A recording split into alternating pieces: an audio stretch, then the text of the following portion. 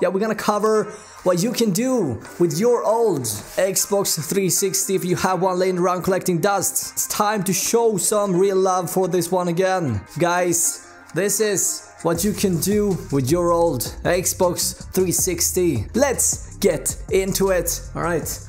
Hey, how is it going, guys? Robin here on Chips Media, bringing you the best tips and tools for gaming on the channel. You'll find PC components, tech gadgets and console accessories, as well as product reviews and all the other good shenanigans. So if you're interested in that, consider subscribing and yeah, also hit that notification bell so that you don't miss out on any content on my end. So I should mention that this is kind of like part 2 that follows up part 1, if you like. Now part 1 is pretty much this idiot unboxing the Xbox 360, and yeah, he also starts it for the first time in 10 years time. It's pretty interesting. Anyway, in this video I'm gonna talk about a few cool things that you can do with your Xbox 360 if it's just collecting dust. You know what, let's get into it. First and foremost, you can leave it on for a long time and wait for it to get red ring of death, because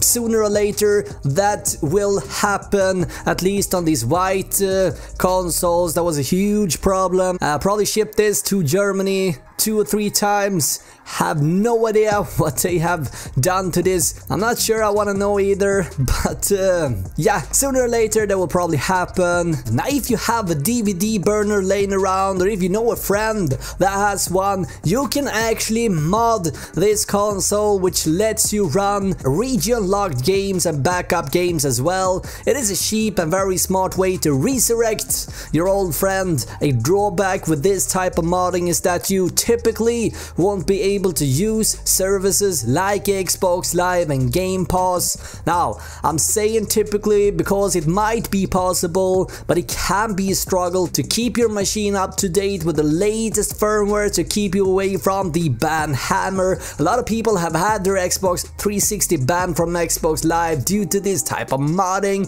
But yeah, if you're not interested in going online, if it's just a spare Xbox, as it is for me, it's not a sacrifice either. Anyway, here's what modding actually does. It, for one, lets you run backup games, run region locked games, so you can play games you wouldn't be able to enjoy otherwise. But yeah, again, something to have in mind, you might not be able to use Xbox Live after this, but hey, chances are you've already upgraded to the Xbox One anyway, so in that case that shouldn't matter. Now, disclaimer, I am not encouraging you guys to download games illegally, but if you want to be able to run games that otherwise would have been region locked, this is actually the only way to enjoy some games that otherwise would have been impossible to play because of that. Now, whether you want to mod it or not, you can actually use it as a media machine to run movies and TV shows on it. Services that are supported on the Xbox 360 includes pretty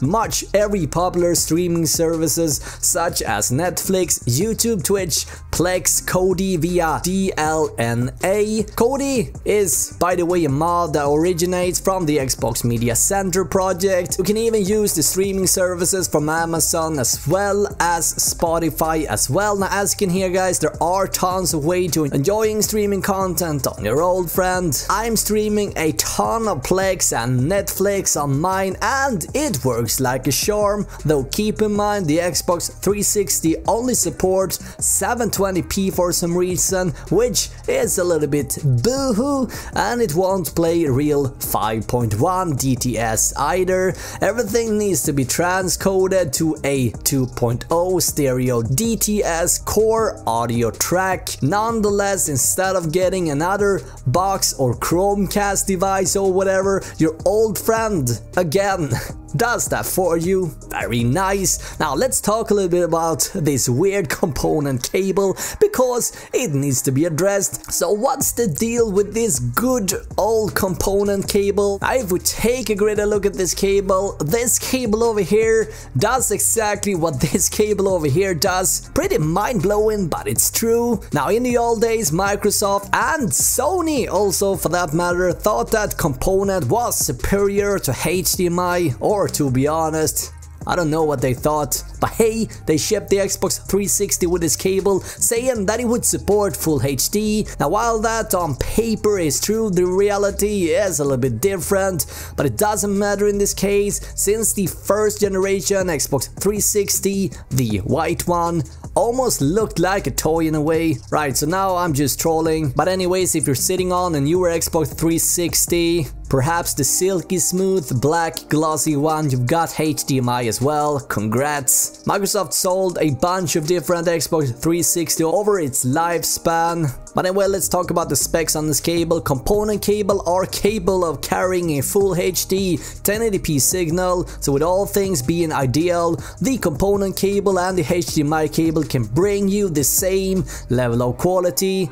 However, things are not ideal because support of this signal is unofficial. The CEA did not approve it as a part of a standard. Now, even if it would have been approved, the Xbox 360 and the PS3 could have supported analog 1080p, but not for AAC protected content. So it could have worked for games, but not for Blu-rays. Sony, for example, says that their component cable only can go up as high as 1080i. Now, with that all said, you didn't click on this video to get a lecture on the component cable, now did you? But I found this interesting, so I wanted to bring it up with you guys. Now anyway, I'm thinking about ripping this Xbox apart and try and reuse the case and build a gaming PC out of it. Please let me know, guys. I've been thinking about doing it for quite a while now. If you want to see that happen, please let me know. So as you can see, guys, if you are a bit creative, you can use this case from the Xbox 360 and build a gaming PC out of it. I actually tried to rip this apart. Gotta say, it was quite the challenge, not having the right tool, so to speak, but it was actually possible. And as you can see, guys, we got tons of dust in here. I'm gonna clean this off. Yeah, I'm gonna consider to rip this apart completely and install a gaming PC